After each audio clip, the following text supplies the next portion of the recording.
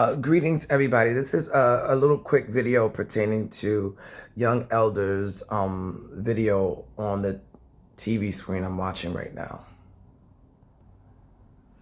The Aldebaran off-world influence with Young Elder narrating the video, again, pertaining to extraterrestrials and beings in this big area in comparison to how small we are from about, I don't know how tall a reptile could be. Bigger, massive size beings that are made of more flesh and blood and muscle. Their makeup and their design creatively is not human, right? Or is humanoid. Just to surmise the video, I'm gonna basically put it to you all like this, okay?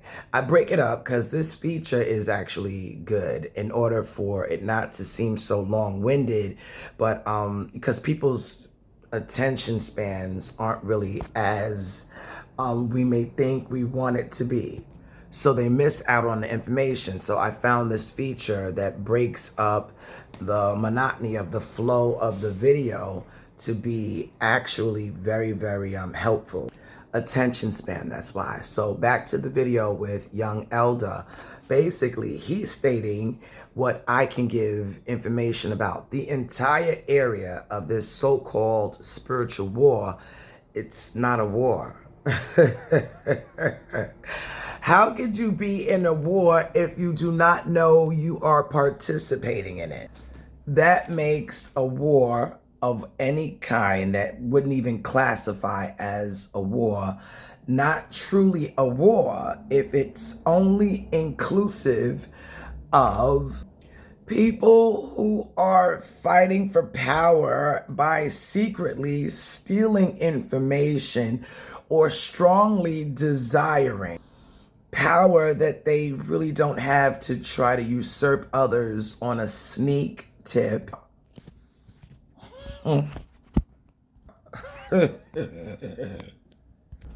So, how can that be a true war?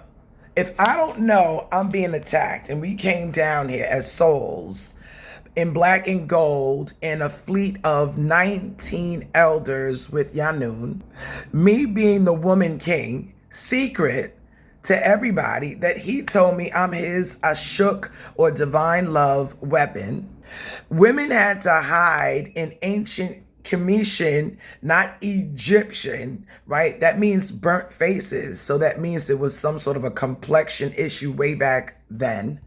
And so whoever it was that hated those who had the power was in a steady, fixed agenda to usurp us secretly, with in fact that they know to some degree that we now know there had to have been inside moles, whereas the saying goes, keep your friends close and your enemies closer. Therefore, we know that family could be absolutely terrible. And opposite of that, strangers can treat you better than your own family members. So this is where it all comes together, connecting the dots, that basically we woke up. So the storage within our DNA, past our spirit that identifies our current life, or what we have on my ship, a sleeve that the consciousness can go in to present itself as this person in this vessel or physical form or cot or body. Now, we're not fighting a spiritual war. So for corrective measures, a war that you know you're in and actively participating in amounts on both sides of the distension as a means of a true war. So the soul is your storage, not just your DNA. There are stages as your conscious mind, your subconscious mind, and then your superconscious mind. That will be the region, the super conscious mind, to activating or reaching your actual true essence of, since you've been in creation as a conscious uniqueness being compared to others.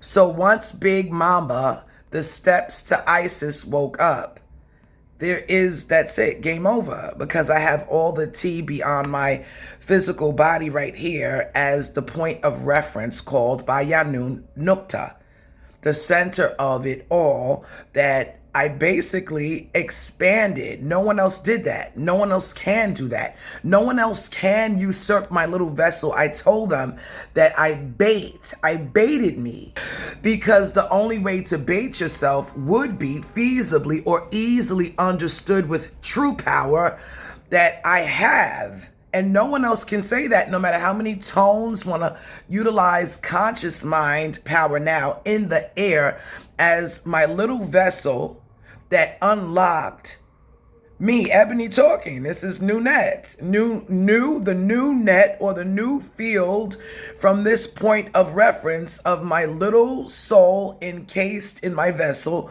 that expanded as the drop in the ocean of my consciousness that made me link mutualistically, energetically to being the original blackness, me. So I'm able to fundamentally explain it to everybody. So all the information pertaining to us, it's over. That's why I say it's game over. They cannot do anything to harm us. Now, that's why I say be careful with how we all think, because we are co-creating with the energy we breathe as the massive, understated as massive, meaning the only way to surmise me consciously is all. So my little vessel, again, in the Bible it says, I'm sorry, in the Bible it says, I'm not sorry. The Bible it says, don't be fooled by your two eyes. You are conscious souls, that the skin is not how you think. It's a vessel that houses your own unique consciousness, and your spirit identifies who you are. Therefore, everybody, Big Mamba is me. Surprisingly, I'm the darkness, the mother, the creativity of the conscious mind, similar to a womb. So we don't have to fight a war with karma in place. It wouldn't make any sense that whatever every unique individual puts out comes back to them as a boomerang. So only do good, because we don't have to fight in that regard any war, because every individual is then responsible for what happens to them. So you hand, with me waking up, you hand back those individuals whatever they put into the field work. It mirrors and gives them, whether a good dream, whether a good life, whether a nightmare, whatever they think now, with the judge program activated in real time. The steps of Isis is 75%. That one person that's Isis can access the 100% consciousness of all mind. My soul, my formlessness, my beingness without form or any other person to impose that the creator is, in other words, dun dun dun dun, yours truly. Ebony Mavis Buckley woke up to realize, surprisingly, she was the missing link, new, N-E-W or N-U, the new net, the black light, the great consciousness. Unbelievably, I said the same thing, but no one could tell me no, because I have all this information. I'm speaking from my soul, and gave a wealth of information to my communication with my family, as my vessel is my communication device that taps into everybody omnipresently. So I hope that everybody trying to figure out that a war cannot feasibly or easily be looked at anymore, because karma exists and every individual is responsible for their own self accountably, that you cannot hurt anybody. So the judge program and the true matrix in its original form is fully, it's fully, not fully, it's fully activated. It's fully activated. So we don't want people to think about a war anymore. Every person now in their mind with the matrix fully revamped, 100% accurate, that whatever we think, we better be careful because we'll attract negativity to us as co-creating our own life experiences. And I'll refer to Dr. Malachi Z.K. York, not a disco singer at all, that he said it's only a dream. It's a dream reality that is co-created by adults. And if we don't teach our children to do right, then they suffer. Okay? So that's it in a nutshell. We do not need to fight a war anymore because the accountable responsibility is to every unique individual in the collective allness together. That's why I keep pitching.